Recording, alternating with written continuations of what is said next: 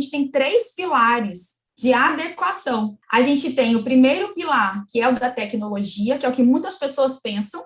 Tem que colocar antivírus, tem que melhorar o firewall, tem que ter uma plataforma de gestão de senha. Isso é um dos pilares. O segundo pilar é estrutura de pessoal. Então, a estrutura de pessoal é o segundo pilar dos projetos de adequação, onde tem ali a questão da nomeação do encarregado e a capacitação de todos aqueles que trabalham com dados dentro daquele negócio. Então, todas as pessoas precisam ser capacitadas. E isso faz parte de um dos pilares da estrutura de pessoal. Capacitada é diferente de participar de palestra. Por quê? Participar de palestra, a pessoa vai lá e aí você colhe a assinatura de presença. O que vai definir se esse treinamento vai ser uma capacitação ou não? É você saber se essas pessoas têm capacidade de falar sobre o que você trouxe para elas de informações. E o que esse treinamento tem que falar? Sobre LGPD. Essas pessoas precisam entender qual é a responsabilidade que elas têm sobre os dados que elas tratam. Então, como é que você vai falar sobre isso? Trazendo o conceito de dado pessoal sensível, de tratamento de dados, as bases legais. Gente, isso tem que virar regra, isso tem que constar em algum lugar assim sedimentado. Na hora que o titular assume a titularidade sobre os seus dados, é efeito cascata. Ele entende a responsabilidade sobre os dados de terceiros que ele trata. Eu gosto sempre de fazer a comparação do carro. Você pega o seu carro, está andando com o seu carro, chega alguém e fala assim, ô fulano, me empreste seu carro. Você vai emprestar seu carro para uma pessoa que você parou numa loja para pedir uma informação. Ou você foi comprar um biscoito e aí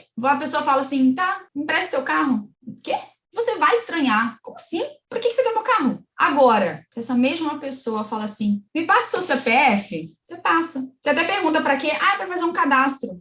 Tudo bem, você passa. Na hora que você começa a entender que você é tão dono dos seus dados como você é dono do seu carro, da sua casa, de qualquer bem material, você assume isso como propriedade, você vai agir com a mesma indignação do que se a pessoa te pedisse emprestado seu carro, que ela está te pedindo emprestado seus dados. E é emprestado mesmo, tá? Porque antigamente a gente fornecia os dados, integrava a base e já era da base. Eu não podia falar mais nada, porque era da base. De quem quisesse saber quais meus dados que tem aí. Aqui, a base é nossa. É documento confidencial da empresa, você não tem acesso. Acabou com essa história com a LGPD. Se os meus dados estão lá porque eu autorizei ou porque tinha uma outra base legal que fundamentou, mas eu não transferi minha propriedade, eu continuo sendo titular. Tanto que o primeiro direito que é garantido ao titular é a titularidade. Se há titularidade, ele é proprietário dos dados. Tanto que ele tem direito a acesso aos dados, ele tem direito à retificação, confirmação, oposição ao tratamento. Então, se isso não é propriedade sobre os dados, eu não sei o que é. Então, esse treinamento de capacitação é para que essas pessoas entendam com essa indignação que, na hora que elas acessam os dados de uma pessoa, é como se elas estivessem pegando emprestado um carro. Você dirige o seu carro com todo zelo e carinho, com medo de ter um prejuízo. Vai que você bate, vai que acontece alguma coisa, você vai ficar no prejuízo. Mas se é o carro de terceiro que você pegou emprestado, pensa que além de você causar um prejuízo para esse terceiro, você vai ter que responder por esse prejuízo.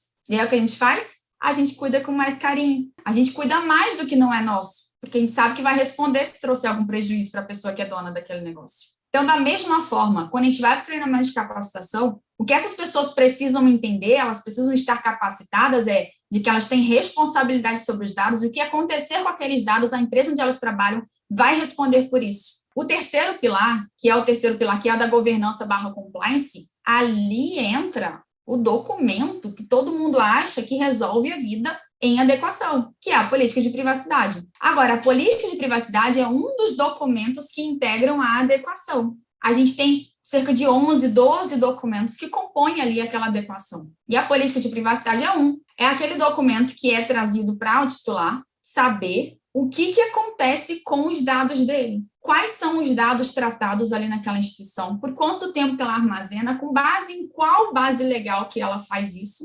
Ali tem as regras, mas ali não é o único documento. A gente tem também política de backup, a gente tem política de retenção e descarte de dados, a gente tem o termo de consentimento, que é um documento também obrigatório que exista, porque, afinal, o consentimento é a regra para tratamento. Você pode dispensar o consentimento, você pode não se preocupar com o consentimento do titular quando você tem enquadramento do seu cliente em uma das situações de exceção. Então, é exceção. Então, é lógico que o termo de consentimento é a regra, tem que ter ali termo de consentimento. Plano de continuidade do negócio, que é um documento que não aparece na Lei Geral de Proteção de Dados, é um documento trazido por uma ISO lá de 2012, e que daí, na adequação, o teu cliente tem que ter o plano de continuidade do negócio, que você faz a adaptação, a atualização na parte de privacidade e proteção de dados. Código de conduta é outro documento importante. Ou seja, são vários documentos